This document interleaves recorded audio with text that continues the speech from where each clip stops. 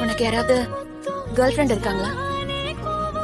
ஏன்னா நான் உன்னை ரொம்ப நாளாவே காதலிக்கிறேன். நான் உன்னோட கேர்ள் ஃப்ரெண்டா இருக்கலாமா? உனக்கு என்ன பத்தி எதுவுமே தெரியலன்னு நினைச்சேன்னா நம்ம பேசி பழகி ஃப்ரெண்ட்ஸ் ஆகலாம். அதுக்கப்புறம் எனக்கு சுத்தமா பிடிக்காது. உன்னை எனக்கு இப்ப மட்டும் இல்ல, இதுக்கப்புறமும் பிடிக்காது. ஏன்னா நீ என்னோட டைப்பே கிடையாது.